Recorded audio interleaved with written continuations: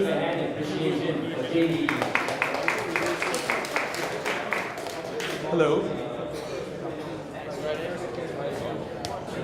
Hi. Today I'm just going to share a little bit about my startup experience and how it's actually been evolving into a blockchain startup. So I don't really have much of a ICO pitch here. And that's surprising because this is really an ICO pitch event. But I really wanted here to share my story and just explain my experience, talk a little bit about my team, what the problem we are trying to address, and what product we are trying to deliver today. So just to tell and share with everyone here today a little bit about my experience. I'm Singaporean. I've actually spent a couple of years overseas studying in the US, namely Texas in Austin. And after I came back from my national service, I decided to actually embark on my startup journey. And I've been doing that for pretty much the last 10 years. The last startup that I was involved in is a mobile advertising startup. We raised $20 million from Rakuten Ventures. I left that late last year to actually explore the blockchain space. It was with encouragement of a couple of my co-founders who are here today as well, to actually look into the blockchain world. So initially, we were exploring the blockchain really more as a funding source. As many of you know, there's really a major bubble right now in the ICO space. So I looked at that really as a way for me to secure more funding. But as I actually explore a lot deeper, I realized that the ICO or blockchain space in general is a lot more. It really seemed as if it's going to be the next internet. And that drove me to understand a lot more and really move forward to this new age and to this new startup. So when I was building up Pocketmath, team development, recruitment is something that I feel is extremely important. I take a lot of pride in the team members that I actually cultivate. We'll build up a team of almost 100 people globally. And with this new startup, I actually have most of my operating team here today. And I can actually go through with you all some of the team members that I have on board my startup. So just click on to the next slide. So at Ommer, I'm the co-founder and the CEO. But fortunately, I have as well a capable team of technical co-founders, as well as people who are helping out in different areas.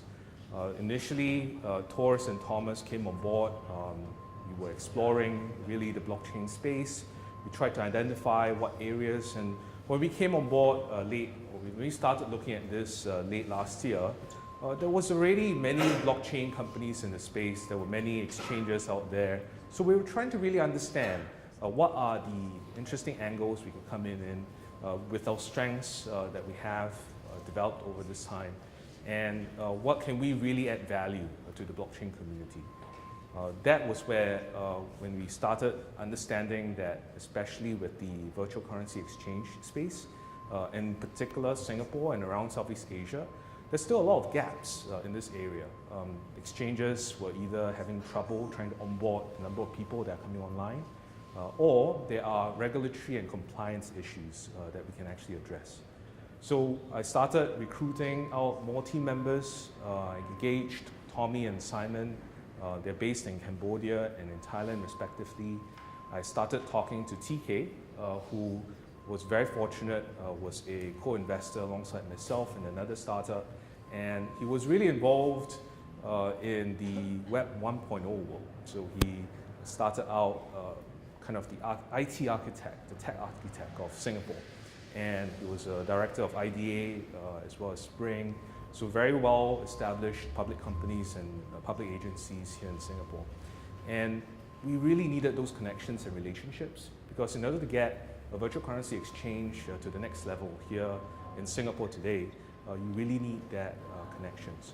So with TK's support, we also started bringing in more of my friends from Pocketmath, and that's with Darren, Ziwei, and I also brought in advisors. So Lin was an ex-CEO of Standard Chartered Thailand. John had other companies, public company experiences as well. So we felt that that gave us a well-rounded team. And of course, right now we are always continuously recruiting more members to help us out. So you may actually wonder, what exactly do we actually do? We started working on a brand that is what we call Ommer. So Ommer, I often get this question, so what is exactly Ommer? When we thought of the name Ommer, the idea was really to kind of replicate Coinbase to a certain extent. So for those who don't know, Coinbase is actually a technical term. It's a term used to describe the rewards that miners get when they actually mine on the Bitcoin blockchain. Ommer is the Ethereum equivalent of that same concept. Can you speak closer to the mic, please? Okay. Thank you. Can you hear this better now? Yeah, closer. Okay. All right. Okay. So. Yeah. Okay. Okay. So in essence, Ommer started out really as a virtual currency exchange located out here in Singapore. If you go to our online website right now and review our white paper, that's basically the business model. However, as you know, for every startup, we often pivot, and I would say that we are currently in the midst of another pivot at this point of time. And the idea, and I'm going to share with you shortly, is surrounding our target audience of millennials. So millennials will become a very important part of our story. So stop photo alert. What we actually want to do right now is to actually rely on millennials trying to democratize ownership and aggregating all the buying power of all these different millennials.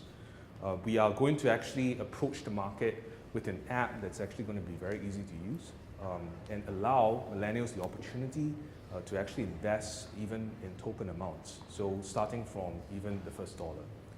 There are startups and there are apps out there that claim to already do this, and we are not actually suggesting that we would go directly, I would say, the differentiator point for what we are actually offering is actually the flexibility of choice. So we are going to actually curate different offerings in terms of our virtual currencies.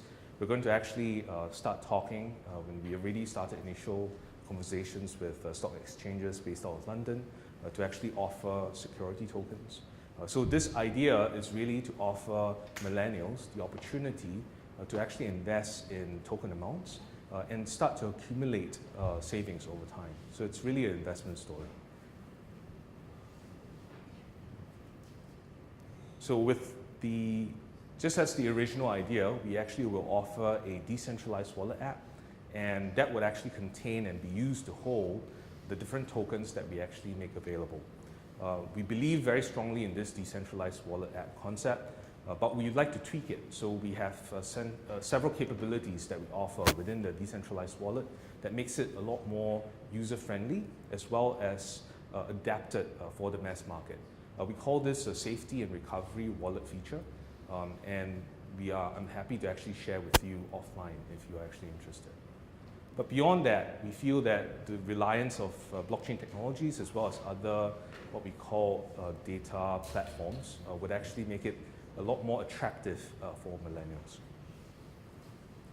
So having explored the ICO space, we are actually in the midst of getting ourselves licensed out in Bermuda for their ICO law. We've been in touch with them and we are going to get started in the process. The interesting bit about Bermuda is that they actually just passed a law that legalized all forms of ICOs, not just utility tokens, but security tokens as well. In addition, we are also looking to push towards licensing in the UK. And we've found that their fintech innovation is a lot more advanced than what we have seen out here in Singapore and in Southeast Asia. And we intend to use that as an initial base to actually create and demonstrate that we are capable of running what we are actually offering before getting it licensed out here in Singapore. But we are very mindful that the position that Singapore actually takes relative to many of the different countries around the region, where Singapore is a central area where you could actually deposit your money. It has credibility as the trust, and we see that as being an effective gateway to the rest of Southeast Asia. So ultimately, our target is still the rest of Southeast Asia. We see that as an extremely growing market. There's a lot of talk about China, there's a lot of talk about India, but ultimately we feel that Southeast Asia would actually be a very attractive opportunity over the next 10, 20 years as the middle class develops and matures over this time. And a lot of that would actually be the millennials that are forming the backbone of the economies around the region. So with that, I actually can show you, and this is really just a screen grab of a kind of a demo of our new exchange that we're launching in a couple of weeks into beta. If you're interested in participating, feel free to come talk to me or any of the team members out here. But it's going to be based on a partnership with a major US exchange, and it will allow for local Sing dollar deposits, and it will allow you to actually do the basic trading. We thought of actually launching this exchange really as an effort to demonstrate our operational capability, and the back end of this would actually serve our Ommer app as well. So I just wanted to share this with y'all so that y'all can actually take a look. But this is something that we just, yes? Did you build it yourself or did you use a white label? This is a white label. No, this is our own front end. You build it yourself? Yes. How many transactions per second? It's based on a overseas exchange, a US exchange. So they are quite capable of handling. What's the scale? In terms of transaction per second, do you have a scale compared to Binance, COB, or the exchange? It would be significant. I would say, I wouldn't be able to give you a quote at this point in time. But what I can do say, and I think that is what matters most for an exchange, is that our depth of liquidity, especially from an HTD perspective, will be one of the deepest in Singapore. Actually, how do you achieve liquidity? Do you have access to many liquidity providers, market makers? We have access to our US exchange partner, and our US exchange partner, and most of the liquidity would actually be based from them. So yeah, it will be a lot more. All we're doing is really streamlining the process of converting Sing dollar to cryptocurrency pair. So yeah, all I really wanted to do was just come out here, introduce myself. We have just started out our initial efforts. We have not really built up a significant community yet, and we are in the midst of doing that. We're happy to share, and I'm happy to take any additional questions. Yes? So banking operations based in Singapore? No, they are not.